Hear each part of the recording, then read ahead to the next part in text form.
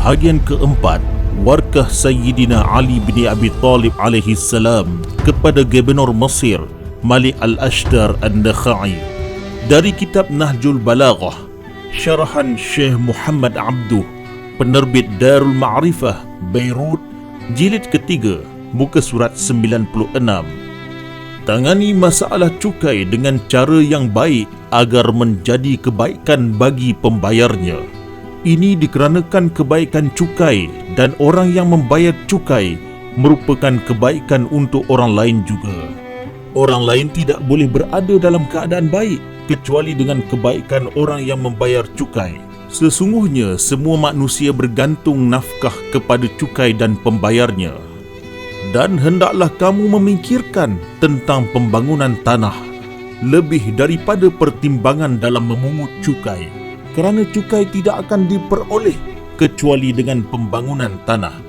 Barang siapa yang menuntut cukai tanpa pembangunan tanah, maka ia telah memusnahkan negara dan membinasakan rakyatnya. Urusan pemerintahannya tidak akan bertahan kecuali sedikit zamannya. Jika pembayar cukai mengadu tentang beban cukai atau bencana yang telah menimpa tanaman atau keringnya mata air, kekurangan hujan, perubahan tanah akibat banjir dan rosaknya biji benih atau kemarau, maka kurangkanlah cukai itu kepada jumlah yang anda harap akan membetulkan kerja mereka. Pengurangan cukai ini yang diperuntukkan kepada mereka tidak akan membebankan kamu, kerana ia rizab yang akan kembali kepadamu juga untuk pembangunan bandar dan keindahan wilayah. Rakyat akan memuji kamu kerana kamu telah menyebarkan keadilan di kalangan mereka. Sementara itu kamu akan bergantung pada peningkatan kekuatan mereka dengan apa yang kamu rizabkan di sisi mereka dalam pengurangan cukai. Kepercayaan mereka terhadap pertimbangan dan toleransi yang telah kamu terapkan telah membuatkan sokongan yang kukuh untuk dirimu sendiri. Barangkali akan terjadi sesuatu yang jika kamu menyerahkan kepada mereka untuk menyelesaikan masalah, mereka akan melakukannya dengan rela hati kerana pembangunan dan kemakmuran meningkatkan daya tahan rakyat. Kemusnahan bumi sentiasa menyebabkan kemiskinan penduduknya dan rakyat akan menjadi papa kedana apabila gubernur berusaha mengumpulkan harta dan kekayaan, lalu mereka tidak mempunyai keyakinan untuk tinggal di tempat kerja dan tidak mempelajari satu i'tibar dari nasib pemerintahan terdahulu. Kemudian lihatlah kepada penulis kerajaanmu dan lantiklah yang terbaik daripada mereka untuk urusanmu. Serahkanlah surat-surat kamu yang mengandungi dasar dan perkara-perkara sulit kepada setiausaha kerajaan yang paling beretika daripada yang lain, iaitu orang yang tidak membuatkannya mabuk dan sombong dengan pangkat dan kedudukan, sehingga ia menjadi berani berselisih pendapat dengan kamu di khalayak ramai. Dan kecuaiannya tidak seharusnya menyebabkan ia lalai dalam menyampaikan surat kepada pegawaimu atau menangguhkan penulisan jawapan kamu yang sahih. Setiausaha negara tidak melemahkan kontrak yang menguntungkanmu dan tidak dhaif dalam membubarkan kontrak yang memudaratkanmu. Ia tidak jahil tentang nilai dirinya dalam urusan negara, kerana orang yang jahil akan nilai dirinya adalah lebih jahil daripada orang lain. Janganlah bergantung pada kepercayaan dan niat baik kamu dalam memilih mereka, kerana lelaki dengan penampilan menjalankan tanggungjawab dan memberikan perkhidmatan yang baik menjadikan diri mereka disayangi di mata gubernur. Namun di sebalik penampilan yang kemas dan layanan yang baik, oportunis ini tidak ada bukti kebajikan mahupun kepercayaan. Ujilah dengan jasa-jasa yang telah mereka lakukan terhadap orang yang baik sebelum kamu, dan pilihlah yang terbaik di antara mereka yang telah meninggalkan kesan terbaik kepada orang ramai dan terkenal kerana amanah mereka. Pengujian kamu ini adalah bukti ketaatan kamu kepada Allah dan orang yang menabalkan kamu. Untuk setiap bahagian kerja kamu, pilihlah seorang ketua dan penyelia daripada kalangan mereka.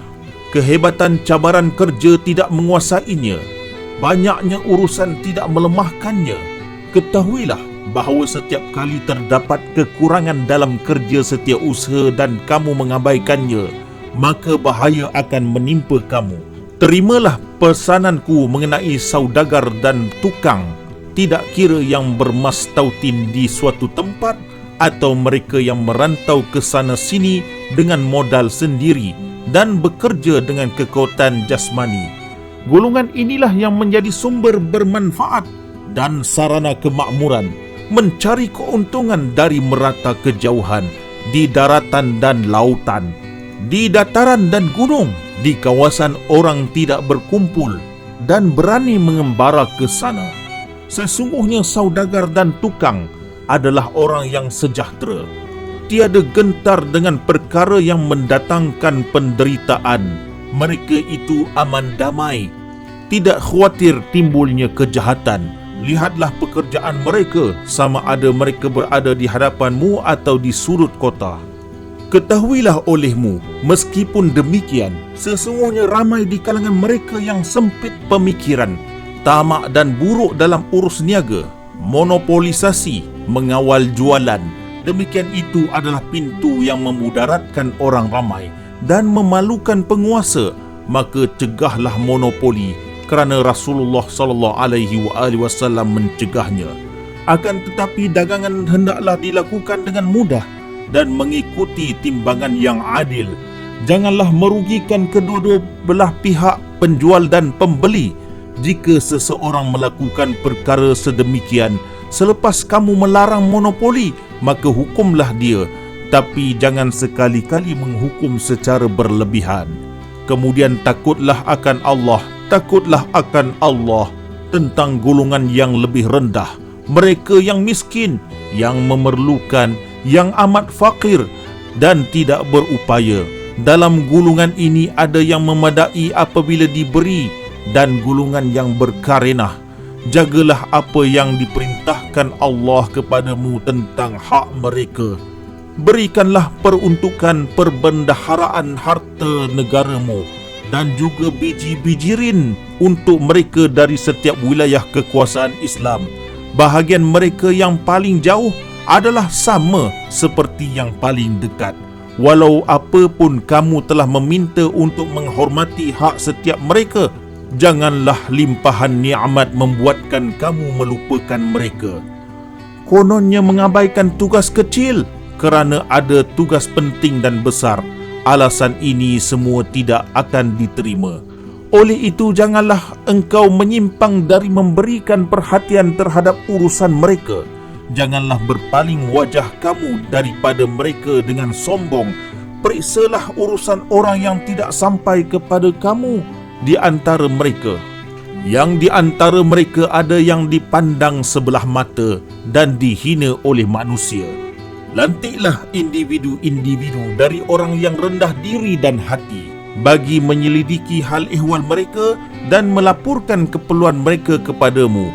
Lakukanlah demikian sehingga apabila kamu bertemu dengan Allah kelak di hari perhitungan, Allah menerima alasan-alasan bahawa golongan yang lemah dan miskin itu lebih memerlukan keadilanmu berbanding orang lain.